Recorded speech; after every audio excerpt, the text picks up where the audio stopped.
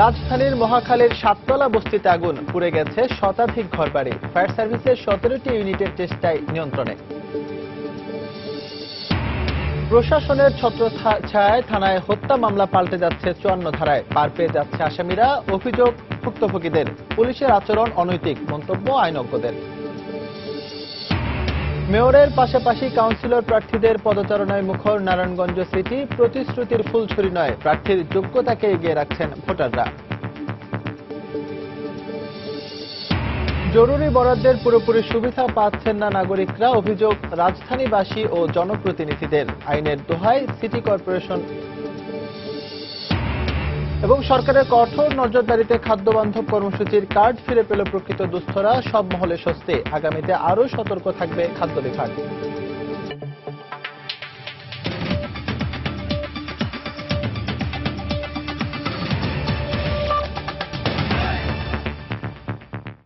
সময় সংবাদের সঙ্গে আছে আমি।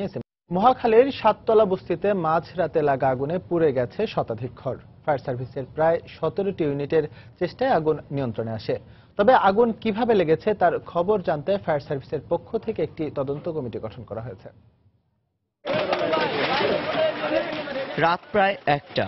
সবাই যখন ঘুমে ঠিক তখন মহাখালীর সাততলা বস্তিতে লাগে আগুন। পুড়ে যায় প্রায় শখানিক ঘর। এলাকার মাইক দিয়ে আগুন লাগার খবর শুনে যে যার মতো বাসা থেকে বেরিয়ে পড়ে। এতে নিম্ন আয়ের মানুষগুলোর ঠিকানা যেমন পুড়েছে, নিঃস্ব হয়েছে কয়েক শত মানুষ। আগুনটা লাগছে আমাদের পিছনের ঘর থেকে, কিভাবে লাগছে আমরা কইতে পারি না। আমরা এই বাসায় 2 তলা ভাড়া থাকতাম। এদের বাসায় আমাদের বাড়িতে কিচ্ছু নেই। আমার বাচ্চাটা নিয়ে গেলে আমি কোনোরকম দৌড়ে ল্যাংডা কাপড়ও নিতে পারি না আমার বাচ্চা। আমরা সবাই ঘুমের থেকে উঠে গেছি। আমার ভাই বোন সব বাইরে বার করতে পারছি, কিন্তু আমাদের মাল সামান আমরা কিছু বার করতে পারি নাই। আগুন নিয়ন্ত্রণে ফায়ার সার্ভিসের পাশাপাশি এলাকার যুবক ও প্রতিবেশীদের সহযোগিতা ছিল চোখে পড়ার মতো। মানবিক কারণে মাঝরাত হলেও সহযোগিতার হাত বাড়াতে ভুলেননি এসব মানুষ। এলাকাত আছে যে চৌধুরী এলাকায় আগুন লাগছে, চৌধুরী ভাড়া আগুন লাগছে, তো আমরা ফায়ার সার্ভিসের খবর পাই, দৌড়ে ফেলে আসছি। 10 জনের মরলে আমি কি বাঁচতে থাকবো? আমিও তো যাবো, তাই এর লিগে আমিও আসছি ভাই। ফায়ার সার্ভিসের ডিজির পক্ষ থেকে আগুন লাগার কারণ তদন্তে 3 সদস্যের কমিটি গঠন করার কথা জানায় ফায়ার সার্ভিসের উপপরিচালক। মেসেজ পাওয়ার সাথে সাথে আমাদের স্থানীয় 5টি ইউনিট আসে। তারপরে পরবর্তীতে সহকারী পরিচালকের নেতৃত্বে 17টা ইউনিট কাজ করে আমরা তাৎক্ষণিকভাবে আমরা অগ্নি নির্বাপন করতে সক্ষম হই। 2টা 10 মিনিটে আমরা অগ্নি নিয়ন্ত্রণে দেই। ক্ষয়ক্ষতির তদন্ত আমরা কমিটি তদন্ত করবে, তদন্ত করে বলতে পারবো।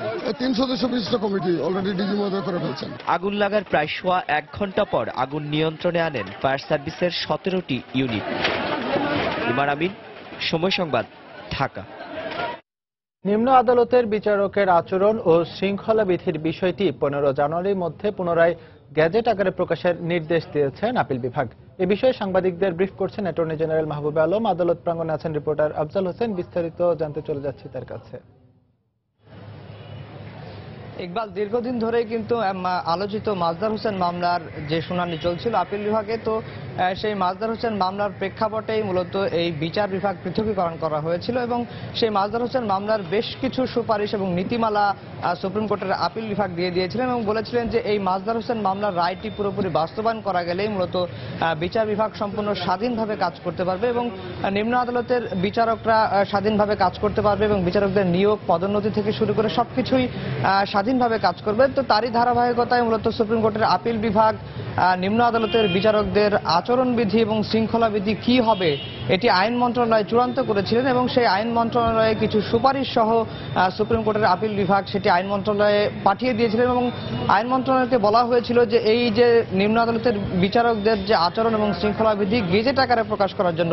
তো আমরা যতটুকু জানতে পেরেছি এবং গতকালই আইন মন্ত্রণালয় থেকে একটি পরিপত্র জারি করা হয়েছে এবং যাতে বলা হয়েছে যে রাষ্ট্রপতি আসলে এই বিষয়টিতে গেজেট আকারে প্রকাশের প্রয়োজনীয়তা নেই বলে তিনি আদালতকে জানিয়েছেন। তো আজকে সকালে আইন মন্ত্রণালয়ের 2 সচিব আদালতে হাজির হয়ে মূলত এই বিষয়টি ব্যাখ্যা তুলে ধরেছেন এবং আদালত বেশ কিছু মন্তব্য করেছেন এবং আদালত বলেছেন যে এই নিম্ন আদালতের বিচারকদের আচরণবিধি এবং শৃঙ্খলা বিধিটি যদি গেজেট আকারে প্রকাশ করা না হয় তাহলে বিচার বিভাগের স্বাধীনতার খর্ব হবে এবং তিনি বলেছেন যে এই যে আচরণবিধিটি আসলে তৈরি করা হয়েছিল সেটি আইন মন্ত্রণালয় থেকেই তৈরি করা হয়েছিল, শুধুমাত্র সুপ্রিম কোর্টের আপিল বিভাগ কিছু মতামত দিয়েছিলেন। কিন্তু রাষ্ট্রপতি যেহেতু এরই মধ্যেই বলে দিয়েছেন যে আসলে এটি গেজেট আকারে প্রকাশের প্রয়োজন নেই, সুপ্রিম কোর্টের আপিল বিভাগ যেটি বলছেন যে আসলে রাষ্ট্রপতিকে এই বিষয়টি ভুল বোঝানো হয়েছে এবং যেটি মোটেও কাম্য নয়। এবং আপিল বিভাগ আরেকটি বিষয় বলেছেন যে নিম্ন আদালতের বিচারকদের নিয়োগ পদোন্নতি সংবিধানের 116 অনুচ্ছেদের আলোকে মূলত আইন মন্ত্রণালয় নিয়ন্ত্রণ করে থাকে। এখন যেহেতু বিচার বিভাগ পৃথকীকরণ করা হয়েছে এবং সেই কারণেই মূলত বিচারকদের জন্য আলাদা শৃঙ্খলা বিধি থাকা প্রয়োজন, যেটি নিম্ন আদালতের বিচারকদের জন্য সংবিধান হয়ে থাকবে বলে আপিল বিভাগ পর্যবেক্ষণ দিয়েছেন। তো এখন আবারও আগামী 16 জানুয়ারির মধ্যে এই গেজেটটি আবার নতুন করে প্রকাশের জন্য আদেশ দিয়েছেন এবং অ্যাটর্নি জেনারেল বলেছেন যে ওই দিনই আবার পরবর্তী অগ্রগতি আদালতকে জানানো হবে। তো এই ছিল সুপ্রিম কোর্টের আপিল বিভাগ থেকে আজকের বিচারকদের আচরণবিধি শৃঙ্খলা বিধি প্রণয়নের সবশেষ খবর। ইকবাল। দর্শক, নিম্ন আদালতের বিচারকের আচরণ ও শৃঙ্খলা বিধির বিষয়টি 16 জানুয়ারির মধ্যে পুনরায় গেজেট আকারে প্রকাশের নির্দেশনা দিয়েছেন আপিল বিভাগ। সে খবর জানাতে আমাদের সঙ্গে যোগ দিয়েছিলেন সহকর্মী আফজাল হোসেন। অভিযোগের সুরাহা করবেন আদালত, কিন্তু তার আগে হত্যা মামলার মতো আমলযোগ্য অপরাধের আসামিরা পার পেয়ে যাচ্ছেন প্রশাসনের ছায়ায়। ভুক্তভোগীরা মনে করেন নানা কারণ দেখিয়ে আসামিদের বাঁচিয়ে দিতে থানায় হত্যা মামলা পাল্টে যাচ্ছে 54 ধারার সন্দেহভাজনের গণ্ডিতে। সেলিয়া সুলতানার রিপোর্ট। পুলিশ আমার গাড়ি মেরা বলে যে আপনি কি জানেন, আপনি কি দেখছেন, আপনি কি সাথে ছিলেন যখন আপনি ছেলে লোকাতে কিভাবে আমরা মামলা নিব, কিছু টাকা নিয়ে দিতাম আপনাদের, আমি টাকা দিয়ে কি করবো, আপনি আমার মামলা লন যদি ওরা নির্দোষ হয় কোথায় দিয়ে কি না আমি মামলা নিতে পারবো না। ছোটখাটো নয়, ছেলে হত্যার অভিযোগ। গড়িমসির 1 মাস পর আদালতের হস্তক্ষেপে মামলা গ্রহণ করতে বাধ্য হয় কেরানীগঞ্জ মডেল থানা। মামলার বাদী ময়না আক্তার এখন আছেন ওমানে, সেখান থেকেই তার সাথে কথা হয়। মামলা থানায় আমার মামলা নেয় না, আমার মামলাটা থানায় দিল না। গরিবের জন্য কেউ নাই আপা, গরিবের জন্য দুনিয়াতে কেউ নেই। আমার ছেলের জন্য আমি চাইতে পাইলাম না পুলিশের কাছে। যদি পুলিশ আমার কথা শুনতো, সাহায্য করতো আমারে, আমি আমার ছেলেটা জীবিত পাইতাম।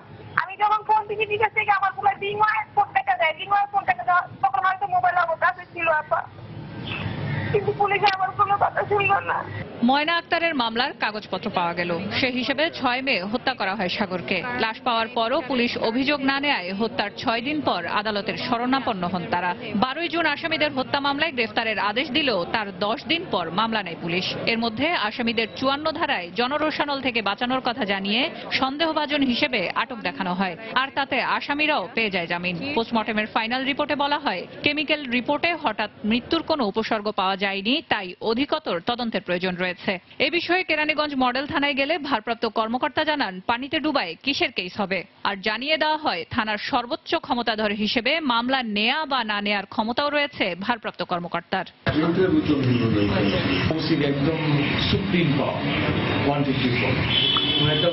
প্রাইমারি ইনভেস্টিগেশন করার পর যদি মনে হয় যে না এখানে ঘটনা ওরকমই নেই, কোনো মামলা নাও নিতে পারে। ভুক্তভোগী পরিবারের দায়ের করতে যাওয়া হত্যা মামলাকে কোনো মতে 54 ধারায় সন্দেহভাজন হিসেবে গ্রেফতারের মামলা দেখানোর নজির আরো রয়েছে অনেক। যে রিপোর্টটা বাইরেছে আরো আগে, আমরা অনেক খবর লইছি, খবর লওয়ার পরে জানতাছি যে রিপোর্ট আরো আগে বেড়েছে, কিন্তু এরা গাফুলতি করতেছে। মামলা হয়েছে, কিন্তু মামলা হয়েছে এইভাবে যেহেতু সন্দেহ মামলা দিতে এরা। সম্মেলন করলাম, তোমার ছেলে হত্যা আসামি কি তোমার মনে সাংবাদিকেরা করবে না তোমার ভাই ধরবে না পুলিশ ধরবে? না রে ভাই, এটা কাজটা তুই করবে, তুমি তা প্রস্তাব আমার উপরে। তবে শুধুমাত্র হত্যা নয়, যে কোনো অভিযোগ নিতে বাধ্য পুলিশ। পাশাপাশি যে কোনো ধরনের আমলযোগ্য মামলার বিষয়ে প্রথমেই পুলিশের নিজস্ব কোনো সিদ্ধান্তে পৌঁছানো অনৈতিক বলে মনে করেন এই আইনজীবী ও ফরেনসিক বিশেষজ্ঞ। হত্যা মামলার অভিযোগ নিয়ে গেলেন, ওনারা এখন ডিসাইড করছেন যে এটা আদৌ হত্যা মামলা হবে কি হবে না, তাহলে ইনভেস্টিগেশনের জায়গাটা কোথায় থাকলো, তাহলে কোর্টের ভূমিকা রাখার সুযোগটা কোথায় থাকলো। এখন যদি থানাতে ওসি সাহেব যদি ডিসাইড করতে শুরু করেন যে কোনটা হত্যা মামলা হয়েছে আর কোনটা হত্যা মামলা হয়নি, তাহলে তো আসলে সাধারণ নাগরিকের প্রোটেকশনের যে প্রাথমিক জায়গাটা সেটাতে কিন্তু আসলে ব্যারিয়ার তৈরি হলো। পুলিশের জন্য ইমেজের প্রশ্ন, কারণ জনগণের পুলিশের উপরে আস্থা তখনই আসবে যখন তারা জনগণ মনে করবে যে তারা তাদের অভিযোগের কিছুটা প্রতিকার পাচ্ছে। এখন যেই পুলিশ আমার অভিযোগ নিচ্ছে না সেই পুলিশ আমার প্রতিকার করবে অভিযোগের, এটা তো কোনো কেউ আশা করতে পারে না। পাশাপাশি বিভিন্ন প্রশাসনের এ ধরনের আচরণ ও ভুক্তভোগীদের ভোগান্তির সমাধানে ন্যায়পাল প্রতিষ্ঠা করার প্রয়োজন বলে মনে করেন তারা। সেলিয়া সুলতানা, সময় সংবাদ, ঢাকা। নারায়ণগঞ্জে নির্বাচনের সব আলো কেড়ে নিয়েছেন মেয়র প্রার্থীরাই। তবে পাড়া মহল্লাগুলোতে জমজমাট প্রচার আর পোস্টারে ছেয়ে ফেলে নির্বাচনী উত্তাপ বহুগুণে বাড়িয়ে দিয়েছেন কাউন্সিলর প্রার্থীরাও। নির্বাচনী বৈতরণী পার হতে কাউন্সিলর প্রার্থীরা বাড়ি বাড়ি গিয়ে প্রতিশ্রুতির ফুলঝুরি ছোটালেও ভোটাররা বলছেন মুখের কথা নয়, বরং প্রার্থীর যোগ্যতা দেখেই ভোট দেবেন তারা। তাফসির বাবুর রিপোর্ট। সকাল, দুপুর, সন্ধ্যা, পায়ে হাঁটা মিছিল কিংবা পথসভা, গ্রামীণ মেঠোপথ কিংবা শহুরে রাস্তা, নারায়ণগঞ্জের সবকিছুই যেন আক্রান্ত নির্বাচনী জ্বরে। প্রচারণার বাহারি স্লোগান আর গানের সুরে নির্বাচনের উত্তাপ অনেক আগেই রূপ নিয়েছে উৎসবে। রাস্তার মোড়ে মোড়ে কিংবা চায়ের দোকানে সবখানেই এখন তাই আলোচনায় ভোটের লড়াই। খুবই ভালো লাগতেছে, উৎসব মুখর একটা দিনগুলো। ভালো লাগতেছে, পরিবেশটাও ভালো, ভোটাররাও খুশি। সিটি কর্পোরেশনের ২৭টি ওয়ার্ডে নারী পুরুষ মিলিয়ে প্রায় ২০০ কাউন্সিলর প্রার্থী চষে বেড়াচ্ছেন প্রতিটি পাড়া মহল্লা অলিগলি। প্রতিশ্রুতির ডালি সাজিয়ে ছুটছেন এক বাড়ি থেকে আরেক বাড়িতে। বলছেন নির্বাচনে আলোচনার কেন্দ্রে মেয়ররা থাকলেও কাউন্সিলরদেরও করার আছে অনেক কিছুই। আমার প্রথম কাজই থাকবে এই এলাকার পানির সমস্যার সমাধান করার জন্য মেয়রকে পাশে নিয়ে। নারী নিরাপত্তা, পরিষ্কার পরিচ্ছন্ন এবং জলাবদ্ধতা মুক্ত ওয়ার্ড করতে চাই। 14 নম্বর ওয়ার্ডে শ্রমজীবী মানুষের চিকিৎসা সেবা ঘরে ঘরে পৌঁছে দেওয়া, তার জন্য একটি কমিউনিটি ক্লিনিক করা। তবে ভোটাররা বলছেন প্রতিশ্রুতির মোহে ভুলবেন না তারা, ভোট দেবেন যোগ্যতা দেখেই। প্রতিশ্রুতিতে না গিয়ে যে সে যেভাবে কাজ করছে বা সে কাজ করবে কিনা সেগুলো দেখে আমরা ভোটটা দেব। সবাই বলে গ্যাস দিব, মানে কে দিব সেটা আমরা জানি না। যে আমাকে গ্যাস দিতে পারবে তাকেই আমরা ভোট দিব। ভোটের হাওয়ায় উৎসব আর উত্তেজনা তুঙ্গে উঠলেও পরিস্থিতি যেন স্বাভাবিক থাকে এমনটাই প্রত্যাশা ভোটারদের। নারায়ণগঞ্জ সিটি কর্পোরেশনের প্রত্যেকটি এলাকাতে এখন দেখা যাবে এরকম সাজ সাজ রব। মূলত মেয়র প্রার্থীদের সঙ্গে সঙ্গে এসব পাড়া মহল্লাগুলো মাতিয়ে রেখেছেন কাউন্সিলর প্রার্থীরাই। তবে ভোটের আগে প্রার্থীদের যে দৌড়ঝাঁপ, সেটা যেন নির্বাচনের পরেও এলাকার উন্নয়নে অব্যাহত থাকে, সেরকমটাই প্রত্যাশা সাধারণ মানুষের। তাফসির বাবু, সময় সংবাদ, নারায়ণগঞ্জ। নারায়ণগঞ্জ সিটি কর্পোরেশন নির্বাচনকে কেন্দ্র করে গত কয়েকদিনের মতো আজও প্রচারণায় ব্যস্ত সময় পার করছেন প্রার্থীরা। এই মুহূর্তে নারায়ণগঞ্জের মাস্তাইর এলাকায় গণসংযোগ করছেন আওয়ামী লীগ সমর্থিত মেয়র প্রার্থী সেলিনা হায়াতাইফি। সেখানে আছেন রিপোর্টার তাফসির বাবু, এবং বঙ্গবন্ধু রোড এলাকায় গণসংযোগ করছেন বিএনপি সমর্থিত মেয়র প্রার্থী সাখাওয়াত হোসেন। সেখানে আছেন রিপোর্টার রাশেদ লিমন। বিস্তারিত জানতে তাদের সঙ্গে যোগ দিচ্ছি। প্রথমে যাব তাফসির বাবুর কাছে। তাফসির, সেলিনা হায়াতাইফি তিনি 12 নম্বর ওয়ার্ড থেকে প্রচারণা শুরু করেছেন এবং আমরা দেখেছি যে নির্বাচনী প্রচারাভিযান শুরু হওয়ার গত 6 দিনে তিনি অন্তত 5টি ওয়ার্ডে ঘুরেছেন এবং আজকে তিনি একটি ওয়ার্ডে এসেছেন, সেটি হচ্ছে নারায়ণগঞ্জের মাসদাইর এলাকার মধ্যে পড়েছে এবং এই এলাকার প্রত্যেকটি অলি গলিতেই তিনি যাচ্ছেন বারবার এবং সেখানে যেসব ভোটারদের সাথে তার দেখা হচ্ছে তাদের সাথে তিনি কথা বলছেন এবং নানা রকম প্রতিশ্রুতি দিচ্ছেন। আপনাকে যদি বলি যে 5 তারিখে প্রচারাভিযান শুরুর পর তিনি 6 নম্বর, 7 নম্বর, 9 নম্বর, 10 নম্বর এবং 17 নম্বর ওয়ার্ডে গিয়েছিলেন। গতকাল তিনি গিয়েছিলেন 27 নম্বর ওয়ার্ডে এবং আজকে 12 নম্বর ওয়ার্ডের মাসদাইর, ইসদাইর, জামতল সহ বিভিন্ন এলাকায় তিনি প্রচারণা চালাবেন বলে আমাদেরকে জানিয়েছেন। আর তিনি নারায়ণগঞ্জে মোট 27টি ওয়ার্ড রয়েছে, সেটি 3টি উপজেলার মধ্যে একটি হচ্ছে শহর সদর, আরেকটি হচ্ছে বন্দর এবং আরেকটি হচ্ছে সিদ্ধিরগঞ্জ। তো গতকাল তিনি বন্দরে গিয়েছিলেন, তার আগে তিনি প্রচারাভিযান শুরু করেছিলেন নারায়ণগঞ্জের সিদ্ধিরগঞ্জে এবং আজকে তিনি শহর এলাকায় সদরের মধ্যে প্রচারাভিযান চালাচ্ছেন। এবং এক্ষেত্রে আমরা দেখছি যে তিনি যে প্রতিশ্রুতিগুলো দিচ্ছেন ঘুরে ফিরে কিন্তু পাড়া মহল্লার যেসব রাস্তাঘাট যেগুলো এখানে রয়েছে এই রাস্তাঘাটগুলো কিন্তু একেবারে তারই করা। তো সেই বিষয়গুলোই তিনি উল্লেখ করছেন এবং আজকে আমরা আবারও তাকে প্রশ্ন করেছিলাম যে মানুষের তো চাহিদা অনেক কিছুই রয়েছে, তো তিনি আর কি কি দেওয়ার প্রতিশ্রুতি দিচ্ছেন। তো তিনি বলেছেন যে মানুষ যা চেয়েছে তার চেয়ে অনেক বেশি তিনি দেওয়ার চেষ্টা করেছেন এবং এখনো পর্যন্ত এসব এলাকার যতগুলো উন্নয়ন হয়েছে সেগুলো তার হাত ধরে হয়েছে। তো তার একটাই চাওয়া, সেটি হচ্ছে যে আবার তিনি নির্বাচিত হলে সেটা যেন সরাসরি সব মানুষের উপকারের জন্য তিনি কাজ করতে পারেন। এই প্রত্যাশা নিয়ে তিনি আবারও নির্বাচনে দাঁড়িয়েছেন এবং মানুষের দ্বারে দ্বারে গিয়ে ভোট চাইছেন। তো আমরা এখন চলে যাব নারায়ণগঞ্জের বঙ্গবন্ধু রোডে, সেখানে রয়েছেন সহকর্মী রাশেদ লিমন, তার কাছে বিএনপি মনোনীত প্রার্থী সাখাওয়াত হোসেন খানের নির্বাচনী প্রচারাভিযানের খবর শুনতে। এই পাশে যে সেলিনা হায়াত আইভি তার প্রচারণা চালাচ্ছিলেন, তেমনি এই অপরদিকে কিন্তু এই যে বিএনপি প্রার্থী যে অ্যাডভোকেট সাখাওয়াত হোসেন তিনিও কিন্তু সকালের দিকে পোস্ট অফিস এলাকায় মাঠে নেমেছিলেন প্রচারণা চালানোর জন্য, কিন্তু এই মুহূর্তে কিন্তু তিনি অবস্থান করছেন তার এই যে নারায়ণগঞ্জ বিএনপির যে কেন্দ্রীয় কার্যালয়, সেই কার্যালয় মূলত আসলে আমরা দেখেছি সকাল থেকে কিন্তু এখানে বেশ কয়েকজন বিএনপি কেন্দ্রীয় নেতা এসেছেন এবং কেন্দ্রীয় নেতারা এসে তারা কিন্তু একটা জরুরি বৈঠকে বসেছেন। এবং আমরা যদি দেখি যে কিছুক্ষণের মধ্যে যা বলতে গেলে গত 30 মিনিটের মধ্যে তৃণমূলের যে নারায়ণগঞ্জ সিটি কর্পোরেশন এলাকার বিশেষ করে 27টি ওয়ার্ডের এবং এই আশেপাশে এলাকার যে স্থানীয় নেতারা রয়েছেন তারা কিন্তু একে একে এই যে এসে এই পার্টি অফিসে এই ভিড় জমাচ্ছেন এবং তারা কিন্তু আসলে এই মিটিং এ অংশ নিচ্ছেন। মূলত আসলে মিটিংটা আমরা যদি জানতে পেরেছি, আমরা দেখেছি যে অ্যাডভোকেট সাখাওয়াত উনি যখন আসলে মাঠে নামেন ঠিক ওনার প্রচারণার প্রক্রিয়াটা বা উনি যেভাবে মাঠে নামেন এইটা আরো একটু গোছালো এবং এই কিভাবে এই যে আর যে কয়দিন বাকি আছে বাকি কয়দিনের মধ্যে বাকি পুরো এলাকাটা উনি কভার করতে পারেন, ভোটারদের কাছে যেতে পারেন, এই সব কিছু মিলিয়ে একটি কর্মপরিকল্পনা মূলত আসলে আগামী 22 ডিসেম্বরের আগে 20 ডিসেম্বর পর্যন্ত যে প্রচারণা এবং তার পরবর্তী 2 দিন বা ভোটের দিন এই দলের বা প্রার্থীর মূলত এই যে কর্মপরিকল্পনার একটা পুরো তালিকা এবং বিভিন্ন ভাগে নেতাকর্মীদের দায়িত্ব ঠিক করে দেওয়া, এইগুলোই আসলে ঠিক করবে আজকে এই বৈঠকের মাধ্যমে। তো এই ছিল এখনকার মতো আমার কাছে সব শেষ। দর্শক, নির্বাচনকে সামনে রেখে নারায়ণগঞ্জের বিভিন্ন এলাকায় গণসংযোগ করছেন আওয়ামী লীগ সমর্থিত প্রার্থী সেলিনা হায়াত আইভি এবং বিএনপি সমর্থিত প্রার্থী সাখাওয়াত হোসেন। তাদের সবশেষ খবর জানাতে আমাদের সঙ্গে যোগ দিয়েছিলেন সহকর্মী রাশেদ লিমন এবং তাফসির বাবু। সময় সংবাদে আরো থাকছে, স্বাধীনতার 45 বছরে সামাজিক সুরক্ষা কার্যক্রম পৌঁছে দেওয়া যায়নি সব স্তরে, অনিয়ম দূর করে নাগরিকদের সেবার আওতায় আনার তাগিদ বিশ্লেষকদের। এবং বৃহত্তর চট্টগ্রামে ক্যান্সার চিকিৎসার জন্য নেই রেডিওথেরাপি মেশিন, চট্টগ্রাম মেডিকেলের কোবাল্ট 6 সিটি মেশিনটিও অকেজো রোগীদের দুর্ভোগ চরমে।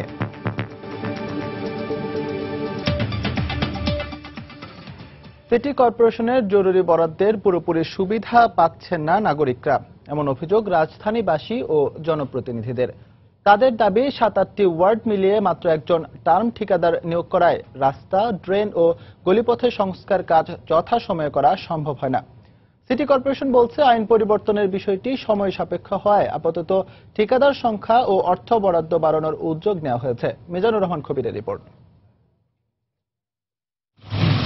ঢাকা উত্তর সিটি কর্পোরেশনের 36টি ও দক্ষিণের 57টি ওয়ার্ডে বড় বড় উন্নয়ন ও নির্মাণ কাজের পাশাপাশি প্রায় সারা বছরই প্রয়োজন হয় ছোটখাটো মেরামত বা সংস্কার কাজ। রাজধানীবাসীর অভিযোগ, দেবে যাওয়া মূল সড়ক, গলিপথ, বাসাবাড়ির সামনের রাস্তা, ম্যানহোলের ঢাকনা কিংবা ভাঙাচোরা ফুটপাত দীর্ঘদিনেও মেরামত হয় না। পুরো রাস্তাটা ব্যবহার করা যায় না, এই রাস্তাটা খুব ভাঙাচোরা। বাচ্চা নিয়ে আমরা আসা যাওয়া করি, এই সব ফুটপাত তো অবস্থা খুবই খারাপ। আমরা তো দাবি করি যে আমাদের এখানে যারা সিটি কর্পোরেশন আন্ডারে আছে তারাই কাজটা করবে। অলওয়েজ বাচ্চারা যাচ্ছে, গার্জিয়ানরা যাচ্ছে, তো আসলে এখানে একটা এক্সিডেন্ট হওয়াটা খুবই স্বাভাবিক একটা ব্যাপার। এসব কাজে নিয়োজিত টার্ম ঠিকাদারদের নিয়ন্ত্রণ ও পরিচালনা করে নগর ভবনের প্রকৌশল বিভাগ। কাউন্সিলরদের কাছে কোনো জবাবদিহি কিংবা বাধ্যবাধকতা না থাকায় জরুরি প্রয়োজনে জনগণের দুর্ভোগ নিরসনে কাজ করতে পারছেন না, এমন দাবি জনপ্রতিনিধিদের। এক্ষেত্রে অর্থ ব্যয়ে অনিয়মের আশঙ্কাও করছেন তারা। আমাদের প্যাডে একটা ডিউরিটা দেওয়া 7 ডেজের মধ্যে সে কাজটা করে দিবে। অলরেডি আমি 3-4 বার দিয়েছি, সেখানে 1 মাস লেগে গেছে। তো এই যখন নাকি এরপর প্রতিকার পাচ্ছি না, এরপর থেকে আমিও ডিউ লেটার দিই না। যে উদ্দেশ্যে টিসিটা করা হয়েছে ওই উদ্দেশ্যে সাকসেসফুলি করতে চাই, তাহলে আমি আইন চেঞ্জ করতে হবে। মেয়র সাহেব যদি আমাদেরকে একটু পাওয়ার দিত বা আমাদেরকে যদি বলতো যে হ্যাঁ এটা কমিশনারের মাধ্যমে বা কমিশনার যেভাবে বলবে সেভাবে কাজটা করা। আইন পরিবর্তন ও অর্থ বরাদ্দের সীমাবদ্ধতা এবং ঠিকাদারদের কাজ ফাঁকির বিষয়টি স্বীকার করেন নগর কর্তৃপক্ষ, তবে সমন্বিতভাবে কাজ করার উপরই গুরুত্ব দিচ্ছে সিটি কর্পোরেশন। কিছুটা জটিলতা হয়, আমরা এরকম সমস্যা পড়েছি, বাজেট পর্যাপ্ত নয় আর মানুষেরও প্রত্যাশা অনেক বেশি। যদি কখনো প্রস্তাব সরকারিভাবে সিদ্ধান্ত হয় যে কাউন্সিলর সাহেবরা করবেন, প্রবলেম নাই, হতে পারে সেটা। অনেক জনপ্রতিনিধি মনে করেন ওয়ার্ড ভিত্তিক উন্নয়ন বৈষম্য দূর করতে তাৎক্ষণিক বরাদ্দের কার্যকর ব্যবহার নিশ্চিত করা প্রয়োজন। মিজানুর রহমান কবির, সময় সংবাদ, ঢাকা। কুষ্টিয়ায় গুলিতে একজন নিহত হয়েছে। র্যাবের দাবি সে ডাকাত দলের সদস্য এবং মারা গেছে বন্দুকযুদ্ধে। এই ঘটনায় গুলিবিদ্ধ অবস্থায় আরো 4 জনকে আটক করা হয়েছে। ভোরে ভেড়ামারা উপজেলার 9 মাইল এলাকায় এই ঘটনা ঘটে। র্যাব জানায় ঢাকাগামী হানিফ পরিবহনে যাত্রী বেশে ডাকাতির চেষ্টা করে একদল ডাকাত। খবর পেয়ে 9 মাইল এলাকায় পৌঁছানোর পর বাসের গতিরোধ করে র্যাব। এ সময় র্যাবকে লক্ষ্য করে গুলি ছোড়ে তারা।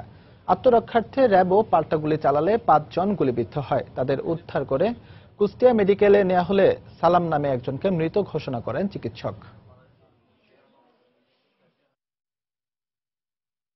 সরকারের কঠোর অবস্থানের কারণে খাদ্য বান্ধব কর্মসূচির কার্ড ফিরে পেল অসহায় গরিব মানুষ। যাচাই বাছাই শেষে প্রশাসন বিত্তবানদের কাছ থেকে কার্ড ফেরত নেওয়ার পর সব মহলে স্বস্তি ফিরে এসেছে। আর অনিয়ম ও দুর্নীতির কারণে ডিলারশিপ বাতিল সহ দোষীদের বিরুদ্ধে মামলা দায়েরের বিষয়টি ভুক্তভোগী ও সংশ্লিষ্টরা ইতিবাচক দৃষ্টিতে দেখছেন। আগামীতে খাদ্য বান্ধব কর্মসূচিকে ঘিরে দুর্নীতি রুখতে সতর্ক খাদ্য বিভাগ। গাইবান্ধা থেকে আরো জানাচ্ছেন হেদায়েতুল ইসলাম বাবু, ক্যামেরায় ছিলেন ওবায়দুল ইসলাম। অসচ্ছল পরিবারগুলোর খাদ্য নিরাপত্তার কথা ভেবে এবছরের সেপ্টেম্বরে 10 টাকা কেজি দরে সরকারের চাল বিক্রির সিদ্ধান্ত সাধারণ মানুষের মধ্যে বেশ সাড়া ফেললেও তালিকা প্রণয়নে নানা অনিয়ম দুর্নীতির কারণে শুরুতেই প্রশ্নের মুখে পড়ে খাদ্য বান্ধব কর্মসূচি। গরিবের জন্য বরাদ্দের চাল চলে যায় ধনীদের ঘরে। শুধু তাই নয়, বেশ কিছু ডিলারের বিরুদ্ধে 10 টাকার চাল কালোবাজারে বিক্রির অভিযোগ ওঠে। তবে গণমাধ্যমে অনিয়মের সংবাদ প্রকাশের পর খাদ্য বিভাগ কঠোর অবস্থান নেয়।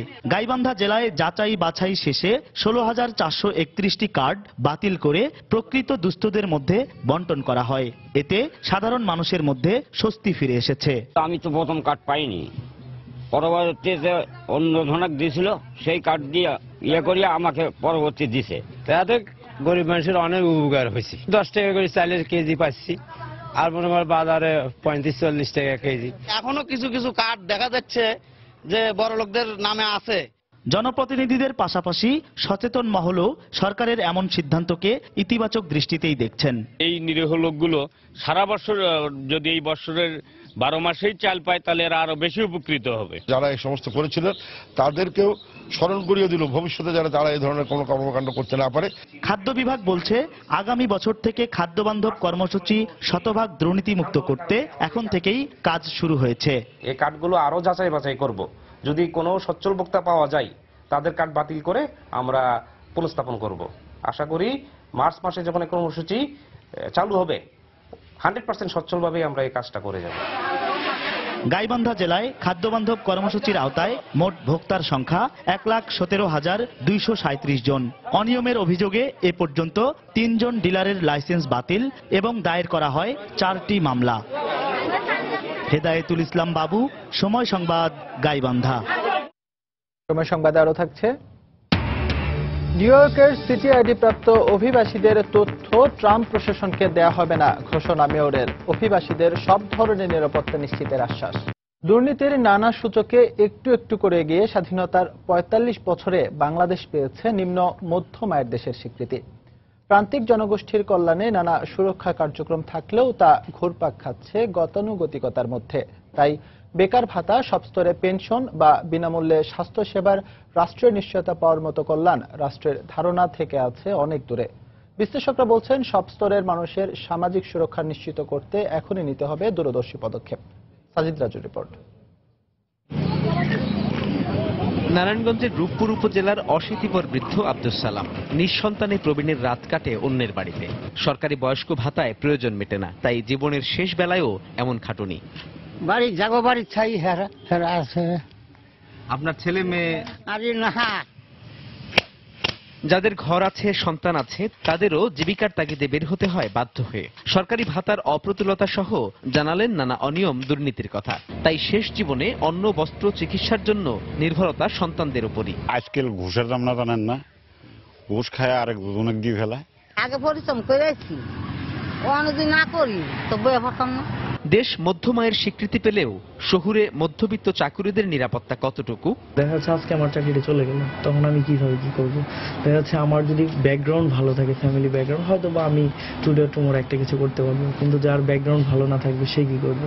ঘর থেকে যখন বের হই, যে আজকে আমার চিন্তা থাকে হ্যাঁ আমার আজকে ঘরে কি কি প্রয়োজন মেটাতে হবে, মাস শেষে আমার এই বেতন দিয়ে হচ্ছে কিনা। নিম্ন আয়ের মানুষের জন্য চলছে 10 টাকা কেজি দরে চাল বিতরণ কার্যক্রম। 32 লাখ বয়স্ক এবং 11.5 লাখ বিধবা নারীর ভাতা বাবদ প্রায় 700 কোটি টাকার প্রকল্প। প্রান্তিক মানুষদের সাহায্যার্থে আছে নানা কর্মসূচি। এরই মধ্যে জাতিসংঘ ঘোষিত এমডিজির লক্ষ্য পূরণের পর এবার যাত্রা শুরু হয়েছে এইচডিজির পথে। তাই বিশ্লেষকরা বলছেন এবার সময় হয়েছে সব নাগরিকের জন্য টেকসই সামাজিক নিরাপত্তা নিশ্চিত করার। যারা কর্মক্ষম তার ইনকাম থেকে সরকারের উচিত পেনশন ফান্ডে নিয়ে আসা, কারণ এই লোকটা যখন বয়স্ক হবে, যখন 50 বছর হবে, যেহেতু তার 80 বছর পর্যন্ত অ্যাভারেজ আয়ু, 30 বছর সে কিভাবে খাবে? আমরা সেদিকে যদি চিন্তা না করি, হঠাৎ করে ইকোনমি মুখ থুবড়ে পড়ে যাবে। জিডিপির মাত্র 1.45% মতো সামাজিক নিরাপত্তার জন্য ব্যয় করছে। আপনি দেখবেন যে অন্যান্য মধ্যম আয়ের দেশগুলো কিন্তু এটা 4 থেকে 6%। রাজস্ব জিডিপির অনুপাত যদি আমরা বাড়াতে না পারি, তাহলে এই ধরনের খাতে ব্যয় করার কথা বলি, সেটা আমরা করতে পারবো না। দেশের অর্থনীতি এগিয়ে চলেছে দ্রুত গতিতে। বেসরকারি খাতের ব্যাপক বিস্তার মধ্যম আয়ের দেশের স্বীকৃতি পেতে রেখেছে সহায়ক ভূমিকা। এমন অবস্থায় অর্থনীতি বিশ্লেষকরা বলছেন, সরকারি চাকরিজীবীদের পাশাপাশি দেশের সব নাগরিকের জন্য একটি নির্দিষ্ট বয়সের পর জাতীয় পেনশন ব্যবস্থা গড়ে তুলতে পারলে নিশ্চিত হবে সামাজিক নিরাপত্তা, আর দেশ এগিয়ে যাবে একটি সুখী, সমৃদ্ধ ও কল্যাণমুখী রাষ্ট্রের দিকে। সাজিদ রাজু, সময় সংবাদ, ঢাকা। বৃহত্তর চট্টগ্রামের 4 কোটি মানুষের জন্য ক্যান্সার চিকিৎসা ব্যবহারের জন্য নেই কোনো রেডিওথেরাপি মেশিন। একমাত্র ভরসা হিসেবে চট্টগ্রাম মেডিকেল কলেজ হাসপাতালে কোবাল্ট 680 নামের যে মেশিনটি ছিল, তাও নষ্ট হয়ে গেছে গেল বছর। এতে করে দূর দূরান্ত থেকে রেডিওথেরাপি নিতে আসা রোগীরা পড়েছেন চরম বিপাকে। আর ঢাকায় গিয়ে মাসের পর মাস অপেক্ষা করেও পাওয়া যাচ্ছে না এই সেবা। বিস্তারিত জানাচ্ছেন শফিকুল আলম। সিরিয়াল দিই, আজও সিরিয়াল নয়, আজ 2-3 মাস হয়ে যায়। অসুস্থ লোকে আবার ঢাকা যাবে, সিরিয়াল আনবে, আবার যেতে হবে, এটা তো নিয়ম না। চট্টগ্রামে কাঙ্ক্ষিত সেবা না পেয়ে ঢাকায় ক্যান্সারের রেডিওথেরাপি দিতে গিয়ে দুর্ভোগের শিকার রোগীরা এভাবেই তুলে ধরেন তাদের নানা সমস্যার কথা। বিশ্ব স্বাস্থ্য সংস্থার তথ্য মতে প্রতি 10 লাখ মানুষের জন্য একটি রেডিওথেরাপি মেশিন থাকার কথা। সেই হিসাবে চট্টগ্রাম বিভাগে প্রয়োজন 40টি। চট্টগ্রাম মেডিকেল কলেজ হাসপাতালে ক্যান্সার রোগীদের চিকিৎসার জন্য রেডিওথেরাপির যে মেশিনটি ছিল, সেটি 1995 সালের। একটি মাত্র মেশিন হওয়ায় অতিরিক্ত চাপের কারণে কিছুদিন পরপর এটির বিভিন্ন যন্ত্রাংশে দেখা দেয় ত্রুটি। 2015 সালে মার্চে একেবারে নষ্ট হয়ে যায় শেষ ভরসার মেশিনটিও। এরপর থেকে শুরু হয় হাসপাতালে সেবা নিতে আসা ক্যান্সার রোগীদের নানা ভোগান্তি। থাকার জায়গা নাই, খাওয়ার নাই, পয়সা খরচ, তারপর আবার ওইদিকে ওরা দালাল কতগুলো আছে না, ওরা টাকা চায়। এই অবস্থায় অনেকটা বাধ্য হয়ে ক্যান্সার রোগীদের ঢাকায় পাঠাচ্ছে হাসপাতাল কর্তৃপক্ষ। চিটাং মেডিকেলে যে মেশিনটা আছে এই মুহূর্তে কাজ করছে না। Cervix patient, vocal cord, breast ক্যান্সারের পেশেন্ট, তো যেগুলো অ্যাডজুভেন্ট রেডি হবে, এগুলোকে ঢাকায় যেতে হয়। এদিকে রোগীদের দুর্ভোগের কথা স্বীকার করে শীঘ্রই নতুন মেশিন আনার কথা জানালেন হাসপাতালের পরিচালক। বাংলাদেশ সরকার পরিকল্পনা করেছেন 4টা কোবাল্ট মেশিন কেনার জন্য। এর ভিতরে একটা আমরা পাবো, একটা রাজশাহী মেডিকেল কলেজ হসপিটাল পাবে, এবং অন্য 2টো অন্য জায়গায় তারা বিতরণ করবে। ক্যান্সার আক্রান্ত রোগীকে কোনো না কোনো পর্যায়ে নিতে হয় রেডিওথেরাপি। তাই প্রতিদিন গড়ে 80 থেকে 90 জন রোগী হাসপাতালে আসলেও এই সেবা থেকে বঞ্চিত হচ্ছেন তারা। শফিকুল আলম, সময় সংবাদ, চট্টগ্রাম। শুরু হয়েছে দেশের বৃক্ষ ও বন জরিপ কার্যক্রম। সম্প্রতি সুন্দরবনের হারবাড়িয়া এলাকায় আনুষ্ঠানিকভাবে এই কার্যক্রমের উদ্বোধন করেন পরিবেশ ও বনমন্ত্রী আনোয়ার হোসেন মঞ্জু। এই কার্যক্রমে বনজ সম্পদের সুরক্ষা ও সর্বোত্তম ব্যবহার নিশ্চিতে, বনের আচ্ছাদন বৃদ্ধি এবং বন মহাপরিকল্পনা বাস্তবায়নের লক্ষ্যে দেশের সব এলাকায় বৃক্ষ জরিপ পরিচালনা নিশ্চিত করা হবে। তরিকুল ইসলামের প্রতিবেদন, ক্যামেরায় ছিলেন নিয়ামুল হোসেন কোচি। 2005 থেকে 2007 সাল পর্যন্ত প্রথমবারের মতো দেশব্যাপী বৃক্ষ ও বনজ সম্পদের সমীক্ষা করা হয়েছিল। প্রায় 10 বছর পর দ্বিতীয়বারের মতো একই কার্যক্রম শুরু করেছে বন মন্ত্রণালয়। সারা দেশকে বিভিন্ন স্তরে ভাগ করা হয়েছে। প্রতিটি স্তর থেকে নমুনা সংগ্রহের পর মাঠ পর্যায়ে জরিপের পর জানা যাবে দেশে কি পরিমাণ বনজ বা কাঠজাতীয় সম্পদ রয়েছে। এছাড়া বনের আচ্ছাদন, বৃক্ষ প্রজাতি, কাঠ ও জ্বালানি কাঠের পরিমাণ, বনাঞ্চলে মজুদ কার্বন এবং বন হতে প্রাপ্ত সুবিধাদি বিষয়ে তথ্য সংগ্রহ করা হবে। এ জরিপ জলবায়ু পরিবর্তন ঝুঁকি মোকাবেলায় কার্যকরী উদ্যোগ গ্রহণে সহায়ক হবে বলে মনে করেন বিশেষজ্ঞরা। আমরা যে বলি টেকসই উন্নয়ন বা টেকসই ব্যবহার, এটা করার জন্য সবার আগে হচ্ছে ইনভেন্টরিটা প্রয়োজন। প্রত্যেকটা জায়গার থেকেই নমুনা সংগ্রহ করে বাংলাদেশের সমস্ত ভূমি অঞ্চলকে পরে ভাগ করা হবে। এই কার্যক্রমের প্রধান কারিগরি উপদেষ্টা জানান, কার্যক্রমের প্রথম পর্যায়ে সুন্দরবন, পাহাড়ি এলাকা ও উপকূলীয় এলাকাকে বেছে নেওয়া হয়েছে। জরিপে বন বিভাগ ছাড়াও বাংলাদেশের বিভিন্ন বিশ্ববিদ্যালয়ের সহায়তা নেওয়া হচ্ছে। প্রথম ধাপে চট্টগ্রাম বিশ্ববিদ্যালয়, সিলেটের শাহজালাল বিজ্ঞান ও প্রযুক্তি বিশ্ববিদ্যালয়, ঢাকা বিশ্ববিদ্যালয় এবং খুলনা বিশ্ববিদ্যালয়ের সহায়তা নেওয়া হচ্ছে। পরিবেশ ও বনমন্ত্রী জানান, গণনায় যদি সুন্দরবনে গাছের সংখ্যা কম পাওয়া যায় তাহলে নতুন করে বনায়ন করা হবে। সুন্দরবন তো একটা বিশেষ ধরনের গাছ, এটা সব জায়গায় হয় না, লবণাক্ত পানির প্রয়োজন। তখন এই জায়গায় নতুনভাবে বনায়ন করার চেষ্টা করা হবে। 10 কোটি টাকা ব্যয়ে এই জরিপ কার্যক্রম চলবে 2018 সাল পর্যন্ত। এই কার্যক্রমে বন বিভাগকে জাতিসংঘের খাদ্য ও কৃষি সংস্থা USAID এবং সিলভা কার্বন সহায়তা করছে। তরিকুল ইসলাম, সময় সংবাদ, মংলা। সাভারে উৎপাদিত শীতকালীন সবজির চাহিদা রয়েছে রাজধানীর বাজারগুলোতে। প্রতিদিনই তরতাজা সবজি চাষিরা নিয়ে আসেন সাভারের স্থানীয় বাজারে। তবে কৃষকদের অভিযোগ, খুবই অল্প লাভে তাদেরকে সবজি বিক্রয় করতে হচ্ছে। অন্যদিকে পাইকারি ব্যবসায়ীরা জানান নিজেদের সীমাবদ্ধতার কথা। এ অবস্থায় বাজার মনিটরিং এর আশ্বাস দিয়েছে কৃষি বিভাগ। সাভার প্রতিনিধি মোজাফফর হোসেন জয়ের তথ্য, মনির হোসেনের ছবি নিয়ে ডেস্ক রিপোর্ট। ঘন কুয়াশার কাকডাকা ভোরে ঝাঁকা ভর্তি সবজি নিয়ে বিরুলিয়ার কালিয়াকৈর বাজারে আসেন চাষিরা। অল্প সময়ের মধ্যেই সরগরম হয়ে ওঠে পুরো বাজার। পাইকারি ব্যবসায়ীরা কিনে নেন তরতাজা সব সবজি। তবে কৃষকদের অভিযোগ, সবজি চাষে খরচের তুলনায় লাভ হচ্ছে খুব কম। অন্যদিকে পাইকারি ব্যবসায়ীরা বলছেন, অনুন্নত যোগাযোগ ব্যবস্থা ও চাঁদাবাজির কারণে অধিক দামে সবজি কেনা সম্ভব হয় না। টাকা জমা হলে 5,000, এক গাঠি বাস লাগে 6,000, একটা চাষ লাগে 400 করে। আমরা কেমবে গুলাম 200 টাকা লেবার খরচ আছে, যে বেশ কয় টাকা 4 টাকা কয় টাকা করে পড়ছে। কৃষকের কোনো শান্তি নাই। আমরা বাজার অনুসারে এইভাবে টাকা দেই, তার কারণে এই টাকা তো আমরা বাড়িতে বইরে এনে দিতে পারবো না। 40 টাকা কিনছি, 50 টাকা বেশি লাভ হবে 140 টাকা। আমি আসলাম 70 টাকা, দামও 70 টাকা, আমার 140 টাকা তো গেল, তাহলে আমি খাইলাম কই? আমরা এখান থেকে সবজি নিয়ে যাই, আমাদের রাস্তায় খুব পুলিশে ডিস্টার্ব করে। যাতায়াতের মতো রাস্তা না, তারপর আসা লাগে আমাদের সপ্তাহ অন্তর 15 দিন অন্তর গাড়ির কাজ করা লাগে। অবশ্য কৃষি বিভাগের কর্মকর্তা বাজার মনিটরিং এ ব্যবস্থা গ্রহণের আশ্বাস দিয়েছেন। আমরা হটেক্স ফাউন্ডেশনের মাধ্যমে তাদেরকে, তারা তো সরাসরি মার্কেটে বিক্রি করে লাভবান হতে পারে, সে বিষয়ে আমরা সহযোগিতা করতে পারব। সাভারের তুরাগ ও বংশী নদীর তীরবর্তী শিমুলিয়া, বিরুলিয়া, পাথালিয়া এলাকা সহ প্রায় 4000 হেক্টর জমিতে সবজি চাষ হয়ে থাকে। সময় সংবাদ, সাভার। দেশের বাইরের খবর। বৈধ কাগজপত্রহীন তবে নিউ ইয়র্কের সিটি আইডি পেয়েছেন এমন অভিবাসীদের কোনো তথ্য ট্রাম্প প্রশাসনকে দেয়া হবে না। সম্প্রতি নিউ ইয়র্ক মেয়র বিল ডি ব্লেসিওর এমন ঘোষণার পর অভিবাসীদের সব ধরনের নিরাপত্তা নিশ্চিত করতে প্রশাসন একযোগে কাজ করছে। সময় সংবাদকে এমনটাই জেনেছে New York state senator Jose Peralta. New York প্রতিনিধি শিয়াবুদ্দিন কিস্তুর পাঠানো তথ্য ও ছবি নিয়ে ডেস্ক রিপোর্ট। ট্রাম্প প্রশাসনের অভিবাসী বিরোধী নীতিমালা নিউ ইয়র্কে কার্যকর হবে না। এর বিরুদ্ধে আইনি সহযোগিতা সহ যে কোনো ধরনের সহায়তায় কাজ করছে প্রশাসন। এ ব্যাপারে কমিউনিটিকে আশ্বস্ত করতে শনিবার কুইন্সের একটি পাবলিক স্কুলের টাউন হলে আলোচনা সভার আয়োজন করে দক্ষিণ এশীয় অভিবাসী অধিকার সংগঠন ছায়া কমিউনিটি ডেভেলপমেন্ট। একাত্মতা প্রকাশ করে এতে অংশ নেয় নিউ ইয়র্কের আরো 19টি নাগরিক অধিকার সংগঠন। সভায় New York state senator Jose Peralta সহ নিউ ইয়র্ক নগর প্রশাসনের প্রতিনিধি এবং নাগরিক অধিকার সংগঠনের প্রতিনিধিরা বক্তব্য দেওয়ার পাশাপাশি বিভিন্ন প্রশ্নের উত্তর দেন। ভবিষ্যতে বিভিন্ন পরিস্থিতির কথা মাথায় রেখেই অভিবাসীদের সমর্থন দিচ্ছি আমরা। নিউ ইয়র্ক প্রশাসন অভিবাসীদের ব্যাপারে কেন্দ্রীয় সরকারকে তথ্য দিলে অন্য রাজ্যগুলো তা দিতে চাপে পড়বে। নিউ ইয়র্কে বিদ্বেষমূলক হামলা ক্রমাগত বেড়ে চলেছে বলে উদ্বেগ প্রকাশ করেন স্টেট সিনেটর হোজে প্যারেলটা। এখানে অত্যন্ত তাৎপর্যপূর্ণ আলোচনা হয়েছে। তাদের অনেকগুলো বিষয়ের সঙ্গে আমি একমত। নিউ ইয়র্কে বিদ্বেষমূলক হামলা ক্রমাগত বেড়েছে, এটা কিভাবে কমানো যায় সে ব্যাপারে আলোচনা হয়েছে। এছাড়া অভিবাসীর বিভিন্ন সমস্যা সমাধানেও সভায় আলোচনা হয়েছে। এর আগে বৈধ কাগজপত্রহীন অভিবাসীদের বহিষ্কার প্রতিরোধে প্রয়োজনীয় সবকিছু করা হবে বলে ঘোষণা দেন নিউ ইয়র্কের মেয়র বিল ডি ব্লাজিও।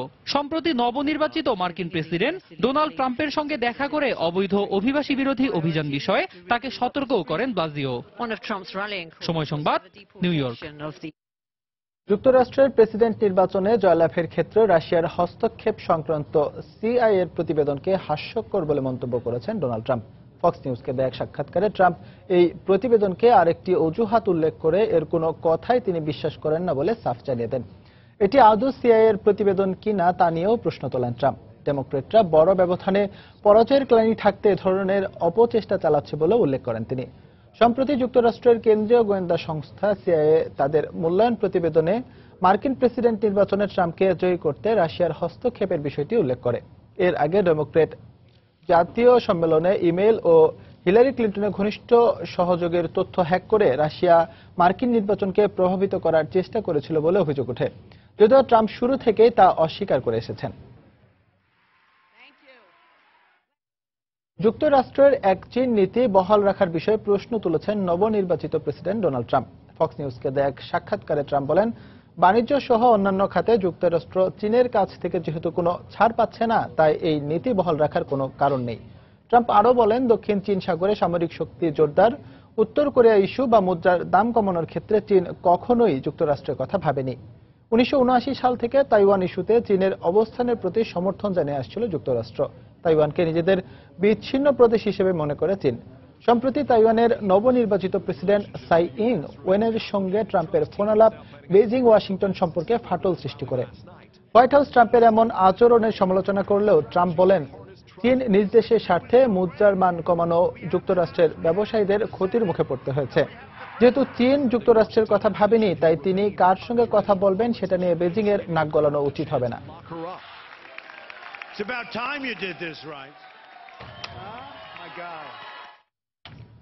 খেলার খবর। অনূর্ধ্ব 19 যুব এশিয়া কাপের সেমিফাইনালে খেলার মিশন নিয়ে কাল দেশ ছাড়বে বাংলাদেশ অনূর্ধ্ব 19 যুব ক্রিকেট দল। মিরপুরে মিডিয়া সেন্টারে আনুষ্ঠানিক সংবাদ সম্মেলনে এমনটাই জানিয়েছেন অধিনায়ক সাইফ হাসান। তবে যুবাদের কোচ আব্দুল করিম জুয়েলের লক্ষ্য এশিয়া কাপে ইতিবাচক ফলাফলের পাশাপাশি 2018 সালে নিউজিল্যান্ডে হতে যাওয়া যুব বিশ্বকাপের জন্য দল নির্বাচন করা। ছবির এই ফ্রেমের দুরন্ত দুর্বার কিশোররাই বাংলাদেশের ক্রিকেটের আগামীর স্বপ্ন সারথি, যাদের মাঝে আছে দারুণ সম্ভাবনা। 2018 নিউজিল্যান্ড যুব বিশ্বকাপের সেরা দল নির্বাচনে গেল 4 মাস বিসিবি নিবিড় পর্যবেক্ষণে এদের গড়ে তুলছে। হাতে সময় এখনো বছর দেড়েক। তার আগে সেরা দল নির্বাচনে দারুণ এক মঞ্চ পেল যুব দলের টিম ম্যানেজমেন্ট। 15 ডিসেম্বর শ্রীলঙ্কায় বসছে যুব এশিয়া কাপ। আসরে ইতিবাচক ফলাফলের লক্ষ্য বাংলাদেশের। তবে যুবাদের এশিয়া কাপের এই বড় মঞ্চে টিম ম্যানেজমেন্টের অগ্নিদৃষ্টি বিশ্বকাপের জন্য সেরা দল নির্বাচন। আগামী যে ওয়ার্ল্ড কাপ রয়েছে সেটার উপর আমরা কিন্তু মোটামুটি ফোকাস করে এই টিমটা আমাদের তৈরি করা হয়েছে। তাদের কাছে ওয়ান ডেটাকে আমরা ইমপ্লিমেন্ট করছি এবং এই জিনিসগুলি ওরা যত তাড়াতাড়ি করে অ্যাডপ্ট করতে পারবে তত তাড়াতাড়ি নিউজিল্যান্ডের ওয়ার্ল্ড কাপটা ভালো খেলতে পারবে। 8 দলের এই আসরে ভারত পাকিস্তানের উপরে থাকবে স্পটলাইট। 2 গ্রুপের সেরা 2 দল খেলবে সেমিফাইনাল। বাংলাদেশ আছে গ্রুপ বিতে। ফেভারিট পাকিস্তান ছাড়াও ছোটদের ক্রিকেটেও জায়ান্ট কিলার আফগানিস্তান ও সিঙ্গাপুর। প্রতিপক্ষ সম্পর্কে ভিডিও দেখে ধারণা নিয়েছে বাংলার যুবারা। তাই তো টিম ম্যানেজমেন্ট ইতিবাচক ফলাফলের কথা বললেও বাংলাদেশ অধিনায়ক সাফল্য পেতে আপোষহীন। আফগানিস্তানরা একটু অ্যাটাকিং ক্রিকেট খেলতে পছন্দ করে, ফার্স্ট পাওয়ার প্লেটা তারা ইউজ করে, কিছুটা স্পিনে তারা দুর্বল, তাদের বোলিং অ্যাটাকটা খুব ভালো। তো আমরা যদি আমাদের ব্যাটিংটা যদি আমরা বেসিক্সে থাকি তাহলে ইনশাআল্লাহ এটা ইজি হবে। এবছর বাংলাদেশে অনুষ্ঠেয় যুবদের স্বপ্নের বিশ্বকাপে দারুণ পারফরমেন্স করায় বরাবরের মতো এবারও প্রত্যাশার পারদ একটু বেশি। যদিও দলটির 13 জন সদস্যই একেবারে নতুন। পেস বোলার আব্দুল হালিম আর অধিনায়ক সাইফ হাসান অভিজ্ঞ। তবে এই নতুনরাই তো পারেন নতুন করে ইতিহাস রচনা করতে, কারণ তাদের মাঝের একজন আফিফ হাসান ধ্রুব বিপিএলে যে পারফরমেন্স প্রদর্শন করেছেন তাতে নিশ্চয় ভবিষ্যতের বার্তা পাওয়া যায় বাংলাদেশের এই যুবারা এগিয়ে যাবে দূর বহুদূর। হুমায়ুন কবির রোজ, শুভ সংবাদ, ঢাকা। নিউজিল্যান্ড সফরকে সামনে রেখে অস্ট্রেলিয়ায় ক্যাম্পে বাংলাদেশ জাতীয় দলের সদস্যরা অনুশীলন করেছেন। বিশেষ করে বেশ কয়েক ওভার নেটে টানা বোলিং করেছেন tiger pace bowling sensation Mustafizur Rahman. সিডনির ব্ল্যাকটাউন ইন্টারন্যাশনাল স্পোর্টস পার্কে এদিন দীর্ঘদিন পর নেটে বোলিং অনুশীলন করেন কাটার মাস্টার মুস্তাফিজ। লম্বা রান আপ নিয়ে বোলিং করেছেন দ্য ফিজ, সাথে তাসকিন তাইজুলরাও বোলিং করে নিজেদের মানিয়ে নিয়েছেন ভিন্ন কন্ডিশনে। এদিন নেটে ব্যাটিং করেন মুশফিক সোমরা। প্রথম পর্যায়ে 11 জন অস্ট্রেলিয়ায় ক্যাম্পে যোগ দিয়েছেন, তারা অনুশীলনে নামেন। অন্যদিকে মাশরাফির নেতৃত্বে রওনা দেয়া আরো 9 জন ইতোমধ্যেই পৌঁছে গেছেন অস্ট্রেলিয়ার সিডনিতে। এদিকে বাংলাদেশ প্রিমিয়ার লিগ ক্রিকেট বিপিএল-এ চ্যাম্পিয়ন দলের অধিনায়ক সাকিব আল হাসান অস্ট্রেলিয়ার ক্যাম্পে বাকিদের সাথে যোগ দিতে রোববার রাতে দেশ ছেড়েছেন।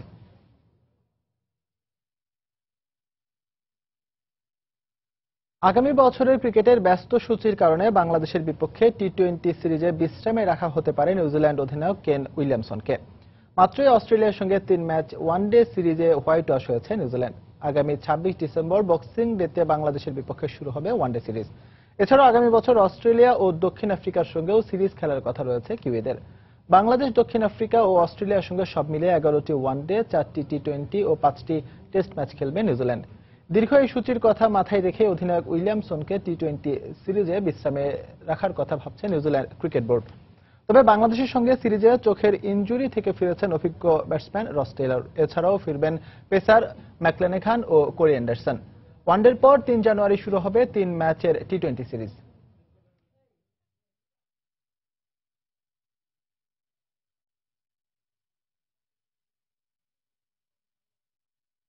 এ পর্যায়ে শীর্ষ সংবাদগুলো জানিয়ে দিচ্ছি আরেকবার। নিম্ন আদালতের বিচারকদের আচরণবিধি নিয়ে রাষ্ট্রপতিকে ভুল বোঝানো হয়েছে, মন্তব্য আপিল বিভাগের। 15 জানুয়ারির মধ্যে গ্যাজেট আকারে প্রকাশের নির্দেশ।